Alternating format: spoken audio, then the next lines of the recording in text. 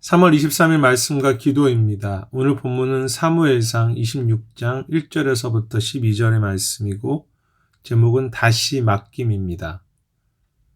나발의 사건 이후 다윗은 십광야 앞에 하길라 산으로 숨게 됩니다.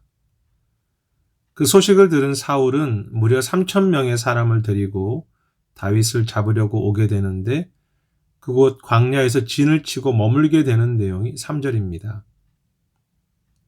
이러한 가운데 다윗과 아비새는 밤에 사울 진영에 들어가게 되는데요. 그때 7절에 보면 사울과 그의 모든 사람들이 누워서 자고 있었다고 했습니다.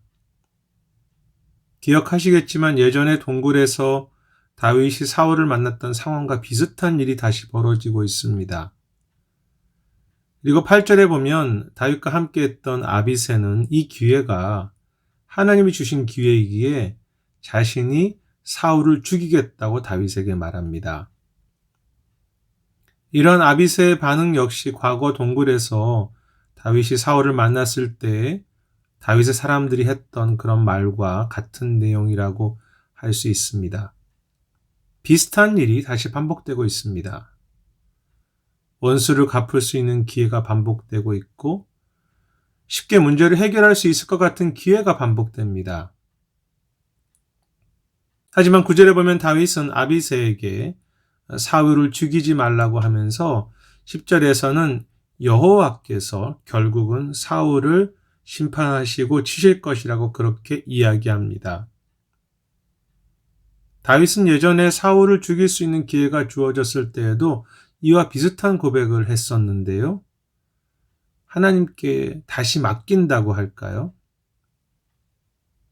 그런데 과거에 그가 하나님께 맡겼던 결과가 무엇입니까? 사울은 변하지 않았고 계속 다윗을 쫓으며 다윗을 쫓는 사람들의 숫자가 3,000명이나 되었습니다.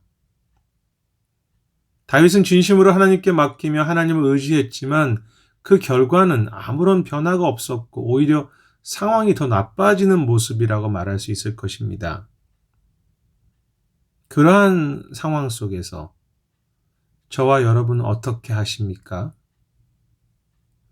하나님을 의지하고 걸었지만 결과가 더 나빠진다고 생각할 때, 하나님께 맡겼지만 상황은 어두우며 사람들이 변화되지 않는다고 생각할 때 우리는 어떻게 합니까?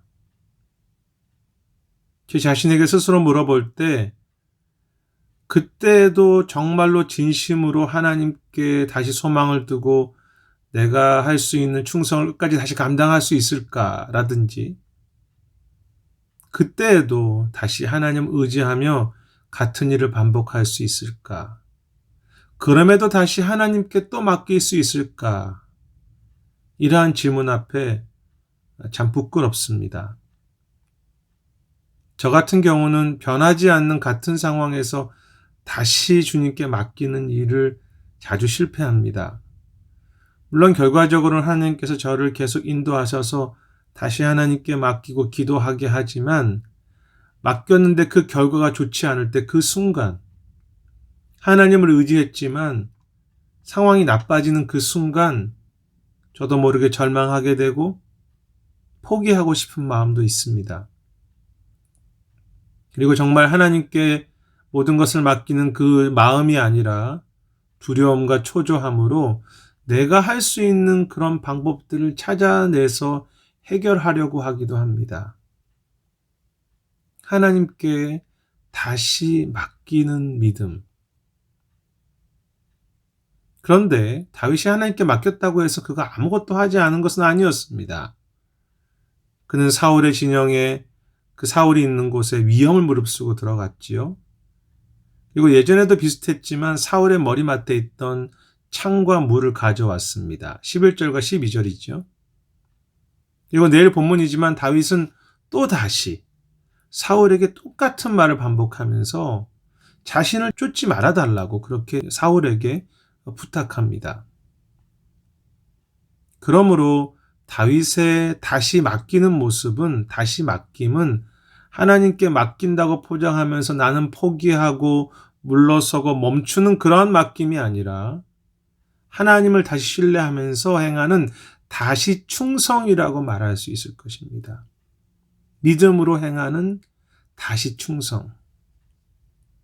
그러므로 오늘 상황과 상관없이 나에게 주어진 길을 끝까지 믿음으로 다시 충성하는 것이 진정으로 하나님께 다시 맡기는 길이며 진실하게 하나님을 다시 신뢰하고 걷는 그런 삶일 것입니다. 다시 충성함으로 하나님께 맡기는 것.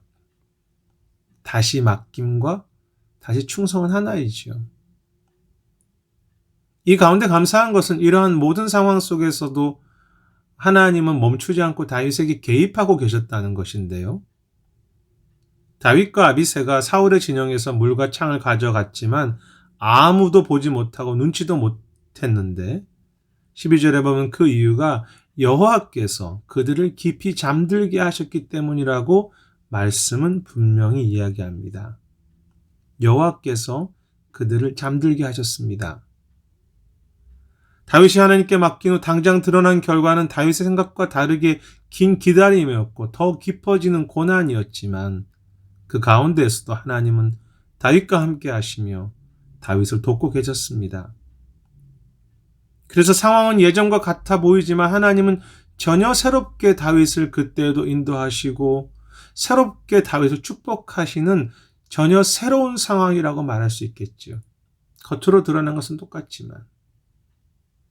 그러므로 다윗의 여기서 또 하나님께 맡기는 모습은 겉의 모습으로 본다면 같은 일을 반복하는 다시 맡김이지만 그의 중심과 그의 믿음과 그의 고백은 하나님의 새롭게 인도하심을 믿고 새롭게 걸어가는 오늘의 새로운 맡김이며 새로운 충성이 아니겠습니까?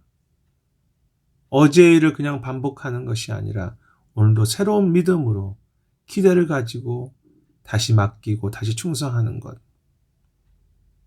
저는 우리가 다시 맡기는 마음, 다시 충성하는 그런 마음으로 설 때 주님께서 우리에게 새롭게 맡길 수 있는 그런 은혜, 새롭게 충성할 힘을 분명하게 새롭게 주신다고 생각합니다. 그래서 축복하고 싶은 것은 저와 여러분의 삶과 신앙이 이러한 주님의 새로운 인도하심 앞에서 늘 다시 맡길 수 있는 그런 삶이 되기를 축복합니다. 하나님을 신뢰하기에 상황에 상관없이 결과에 상관없이 오늘도 다시 새롭게 충성할 수 있기를 소망합니다. 아니 단순하게 어제 있던 일을 반복하는 인내로 참아내는 충성과 맡김을 넘어서 오늘 깨어있는 소망과 살아있는 그 믿음 안에서 주님께서 오늘도 일하시는 것을 믿는 그런 소망 안에서 새롭게 주님께 맡기고 새롭게 주님께 충성하며 그래서 그 가운데 새로운 노래로 주님을 찬양하고 간증할 수 있는 그러한 우리의 삶이 되기를 소망합니다. 다시 맡김, 다시 충성, 오늘도 다시 새로운 믿음과 새로운 충성, 오늘 다시 새 노래와 새 찬양이 멈추지 않는 그러한 우리 모두의 삶이 되기를 축복하고 기도합니다. 오늘 기도 제목은 나누었던 말씀처럼 다시 맡기며 다시 충성할 수 있는 새로운 마음으로 다시 맡기고 다시 충성할 수 있는 그러한 우리의 믿음과 삶이 되도록 기도하셨으면 좋겠습니다. 두 번째 기도 제목은 선교지의 상황을 놓고 기도하시는데요. 선교지 곳곳에 하나님의 진정한 동역자들이 잘 세워질 수 있도록 좀 기도해 주시고요. 선교사님들의 삶도 낙심할 만한 그런 상황들이 많겠죠. 그 속에서 다시 하나님께 맡기고 다시 충성할 수 있는 그런 힘을 달라고 기도하시면 좋겠습니다.